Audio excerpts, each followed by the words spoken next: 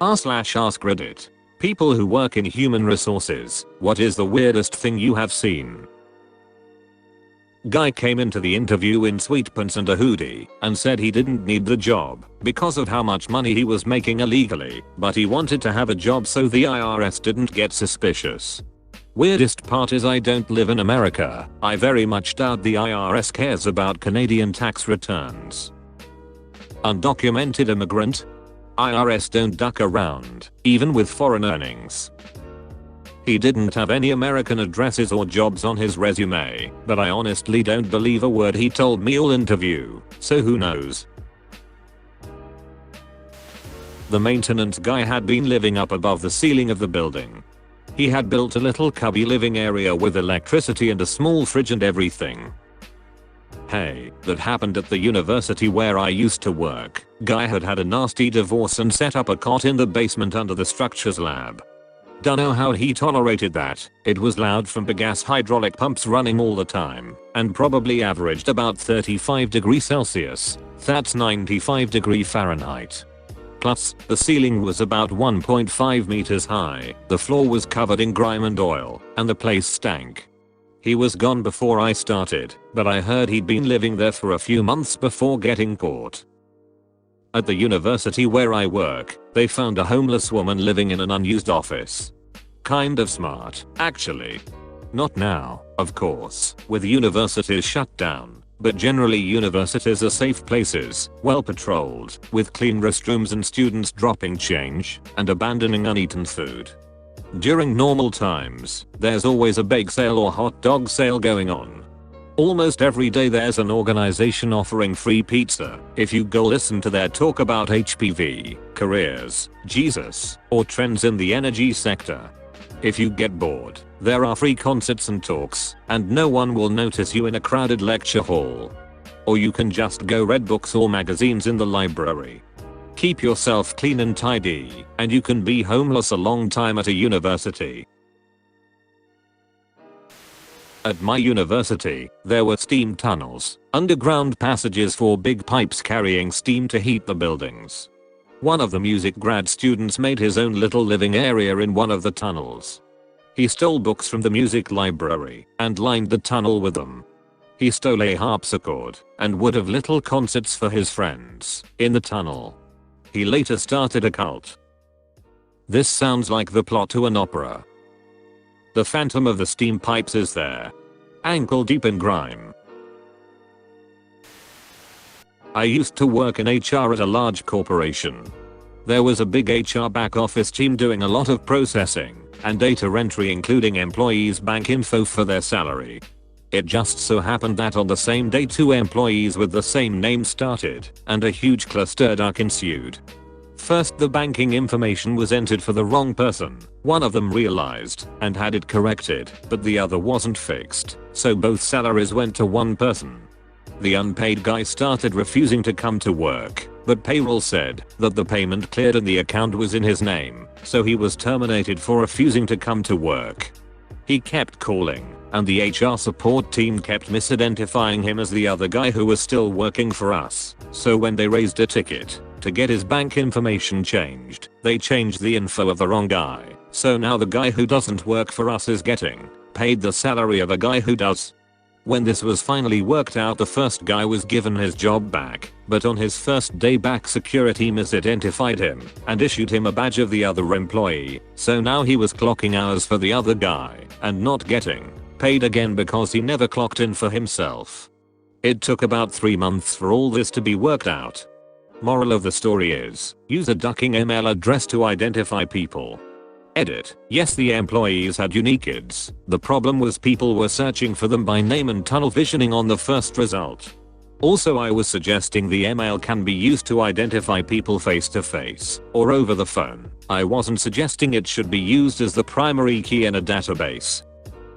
There are database management people turning in their graves listening to that. Unique identifiers people. I once had a temporary job in HR. I was scanning lots of old personnel files, and the one perk of the job was reading old complaints against people. The best one I came across was a mediation caused by one member of staff accusing another of witchcraft. Years ago I worked HR for a retail store. A manager would always clock out on time, however the alarm wouldn't be set until about 30 to 45 minutes after he clocked out. Since we had a lot of trouble with internal theft, we assumed he was stealing. Loss prevention approved the installation of cameras across all stores, but we were told not to talk about it to see if we could catch any internal theft. The way the ceiling was set up, the cameras weren't too obvious, but if you knew what to look for it was quite noticeable. Anyway, turned out this dude was banging a co-worker who was 16. He was 25 expecting his first child with his wife. I didn't see the footage, but our regional manager of loss prevention did, and had to turn it over to the police. The real kicker is the girl's dad was a captain on said police force who was taking the stuff. A few employees who were promptly terminated. The most common thing they all did was put clothes into bags without scanning the item at the point of sale. Dudes were walking out with expensive jeans and jackets while only paying for a hat. That manager actually didn't steal any items, so I guess he had that going for him. I used to work at a staffing agency that placed people at manufacturing positions. Everyone had to be drug tested at the office as part of the orientation. If the pickup came back as inconclusive, we would send the potential hire to a medical lab. They would take another drug test and the lab could determine if the person was on a prescription or using illegal drugs and therefore not eligible for hire. So one guy failed his drug test at the lab. He came back to the office claiming that it wasn't his fault. He explained that he was riding in a car and he stuck his head over the window. Then, when the car passed under a bridge, someone threw a bunch of cocaine off the bridge. It hit him in the face and he accidentally inhaled it. How did you know it was cocaine? By the smell. I hate it when that happens. Imagine his luck if that were actually true. The new receptionist was coming in every morning and opening up programs/documents to make it look like they were busy, and they'd sit with one hand on their mouse and one hand on their keyboard and stare blankly at their screen for 8 hours a day and not do anything. They'd also consistently pick up the phone and hang it up without saying anything so that it would stop ringing. I sat in on their termination, and the employee started screaming at the manager about how they were doing an amazing job and they had to give them another chance. I was 100% confident that they were just trying to get some easy money and wouldn't be surprised that they were finally getting fired. The whole thing was just bizarre. How? You'd think eventually just sheer boredom would compel them to do something. Never underestimate how hard people will work to not work. But to do nothing for hours, but staring at a blank screen? That's some Zen master monk level. Call center employee calls HR to complain about their supervisor. He's abusive. He won't even let me leave my desk. Supervisor calls HR to complain about employee. Can you please tell him that she's allowed to leave her desk? Oh my god. She's pooping in her trash can. It may sound humorous, but there were significant mental issues at the heart of this. Imagine if it was a metal wire trash can. One of my relatives worked in tech support for a really high-profile company in Silicon Valley during the height of the dot-com boom. Some guy who desperately wanted to work there was emailing his resume to HR 1,000 times every day. Several times a day, the number of emails would get too overwhelming. So the people in HR would just select all the emails in the inbox and delete all of them, whether the emails were from the applicant or not. My relative had to show them how to filter emails from the applicant. This was a tech company? Just because it is a high-tech company doesn't mean everyone is computer savvy. I work HR for a call center. Entire company has around 500 employees, maybe 250 of them are in the call center. Entry-level work, tiny bit more than minimum wage. A girl started her first week doing really well, and then week 2 got really weird. She walked into the CEO's office on another floor in the building while he was meeting with someone to demand that he buy her a dog because she thought having a companion would improve her work performance. That was the entirety of her rationale. Edit. Many are asking. No, she did not get the dog. I wasn't in the room with the CEO, so I don't know exactly how he handled it. He is an exceptionally nice human being, so I assume he handled it kindly. Though, I mean, it made its way back to HR pretty quick, so he definitely told some people about it. My colleague spoke with her about it and was just like, no, that's not a thing, what the hell. She was fired soon after for unrelated reasons, attendance I believe. Also, many are questioning if she had some kind of mental disorder. I have no idea. I knew many people like this in college. I ran in pretty weird circles, so I met a lot of real characters. Usually they had undiagnosed or untreated mental health issues and were very sheltered by their parents. No sense of normal social boundaries and a heaping dose of entitlement. This is the kind of stuff they would do at jobs and school. No idea how they are surviving in the real world. Likely still living with their parents and hopping from one call center to the next. Many never finished their degrees. My dad works in HR. He just told me about a day when they had to lay off about half of the company. It was crazy and there were a whole lot of moving parts that day. Unfortunately, in all the craziness, no one remembered to tell this one new hire that sadly the position he was hired for was no longer affordable. So he came into the office, only to see everyone clearing out their desks and leaving. And then, he got laid off. An hour into his first day.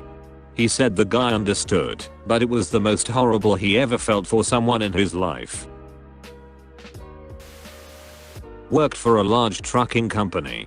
Every employee would get a present on their birthday in the mail and their names on the video board. This week's birthdays are. A guy called to ask if his name could not be on the board. Reason: his twin brother murdered his parents and he did not want to be reminded of his birthday. Not HR but IT. We had a guy start and immediately start using his work computer to watch 18+ stuff. Now this immediately caused some alarms to go off in IT. So because it was my job to keep an eye on stuff like this, I decided to do this guy a solid because it was his first day and physically go to his office and tell him he couldn't do that at work. Guy gets all kinds of pissed off at me and storms off to HR to lodge a complaint against me for trying to tell him how to do his job. Dude gets fired because he stormed into HR and told them how the IT guy was trying to tell him that he couldn't watch 18+ stuff in the privacy of his office. Holy hell, you're watching that on your first day and an IT guy visits you saying, dude, what the hell, and you don't take the hint? Not in HR, but hiring manager. The candidate made a remark that made me do a double take. Don't remember exactly what, just a small cue that I picked up on. I made sure he understood that we will not tolerate any racism at all, and he proceeds to rattle off multiple racial slurs to show how he can't be racist if he is comfortable enough to use those words. Obviously didn't get hired, so he proceeded to contact our HR department to complain that I somehow tricked him into saying what he said. No, I'm not racist. I know all the racist terminology, so I know not to use them, so I'm the best at not being racist. What, you don't believe me? Here's all the terms I know in alphabetical order. I'll throw in a few jokes I shouldn't make too. That's pretty much what it felt like. An employee from a different country and culture never showered. He said that where he comes from, they shower about once a month. His coworkers complained of the smell, which was gaggingly offensive. His supervisor eventually sent him home and told him he couldn't come back until he showered. It was a union business and the guy filed a grievance with the union steward. They came into my office, which has a camera, because it was where we had all major disciplinary meetings. The moment they walked into my office, I almost gagged from the smell. It was suffocating. I had 2 chairs in front of my desk, and I asked them to take a seat while I went and pulled his file. When I left, I pulled the door closed behind me. I went to my boss's office, told him the situation, and asked him to pull up the camera in my office. It was hilarious. The union steward was holding his shirt over his nose and telling the guy, "Got him, dude. You're killing me. You've got to take a shower." After letting them marinate in the stench for about 10 minutes, I went back in, and the union steward retracted his grievance and agreed to send the guy home. I no longer work in HR or at this company, but it's my favorite story from my time there.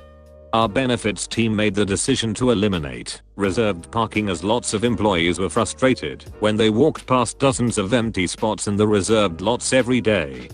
This new policy applied to all of the company's locations. Of course, the benefits manager received hundreds of complaints in the first few days from people insisting they needed an exception for their own personal spot. The best reason by far was from one person who needed a spot close to the door because they were terrified of bobcats. No other context. We didn't have bobcats near the corporate office, so at first we thought they meant construction equipment. Turns out there actually were sightings of bobcats, like the animal, near this person's location. Last I heard they were told to arrive earlier to get a closer spot and didn't get an exception. Cemetery keeper admits he buries animals that die in the cemetery in occupied graves. Police won't investigate as unlikely to be able to convict. Employer won't tackle as he is old and litigious. So someone's nana is currently bunk bedding with a mudjack, and apparently that's okay. Mayo. I wonder when archaeologists find graves with animals and conclude they were buried with their pets, if it was really something more like this.